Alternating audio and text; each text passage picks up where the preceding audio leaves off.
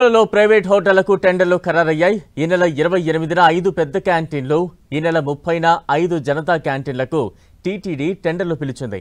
అయితే టెండర్లలో పాల్గొనే వారికి కఠిన నిబంధనలు పెట్టింది. హోటళ్లు, రెస్టారెంట్ల నిర్వహణలో అనుభవం ఉన్న వారికే క్యాంటీన్లను అప్పగించనుంది. ఆదాయం కన్నా భక్తులకు నాణ్యతతో కూడిన రుచికరమైన ఆహారం అందించాలన్న ముఖ్య ఉద్దేశంతో టెండర్లలో ఈ దఫా మార్పులు చేసింది టీటీడీ.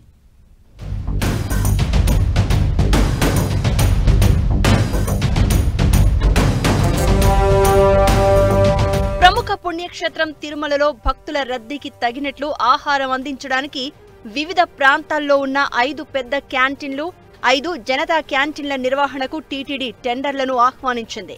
ఇప్పటి వరకు సీల్డ్ టెండర్లలో ఎవరు ఎక్కువగా కోడ్ చేస్తే వారికే టెండర్లు దక్కేవి. అయితే ఈ దఫా నిర్వహిస్తున్న టెండర్లలో కేవలం క్వాలిటీకే ప్రాధాన్యత ఇచ్చింది టీటీడీ.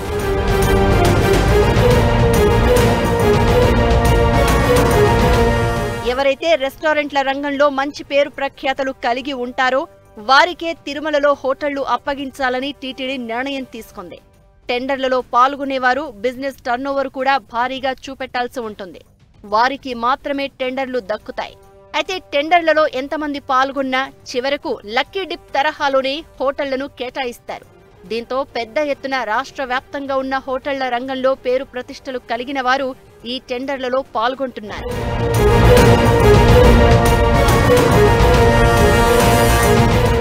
గతంలో స్థానికులు, తిరుపతిలో ఉన్న హోటల్ నిర్వాహకులు మాత్రమే పోటీపడి అద్దెలు చెల్లించి క్యాంటీన్లు దక్కించుకునేవారు. దీంతో నాణ్యత, రుచి సరిగా ఉండేది కాదు. ప్రైవేటు హోటల్స్ పై టీటీడీకి భక్తుల నుంచి అనేక ఫిర్యాదులు వచ్చాయి. ఈ అంశాన్ని సీరియస్ గా తీసుకున్న టీటీడీ నాణ్యత, రుచి విషయంలో రాజీ పడొద్దని నిర్ణయించింది.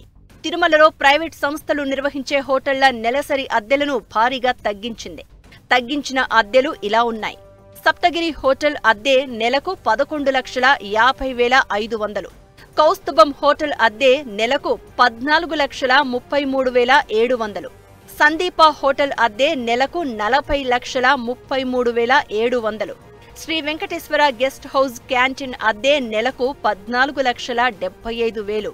శ్రీవత్స క్యాంటీన్ అద్దె నెలకు 39,50,000గా ఉంది. శంకుమిట జనతా క్యాంటీన్ అద్దె నెలకు 3,38,000. ఆర్టీసీ బస్టాండ్ ఎదురుగా ఉన్న జనతా క్యాంటీన్ అద్దె నెలకు 3,95,000. హెచ్విసి జనతా క్యాంటీన్ అద్దె నెలకు 2,95,000.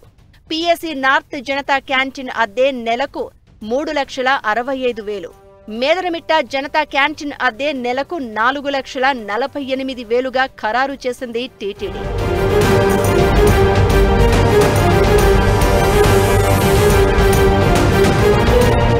గతంలో హోటల్ కాల పరిమితి 3 ఏళ్లు ఉండగా 5 ఏళ్లకు పెంచింది.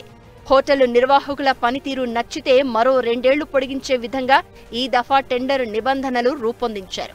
అయితే టెండరుదారు తప్పనిసరిగా హిందువై ఉండాలని, హోటళ్ల నిర్వహణలో 5 ఏళ్ల అనుభవం ఉండాలని టీటీడీ నిబంధనలు విధించింది. జూన్ 23న ప్రారంభమైన ఈ టెండరు ప్రక్రియ జూలై 19వ తేదీన ముగియాల్సి ఉండగా ఈ నెల 30 వరకు పొడిగించారు.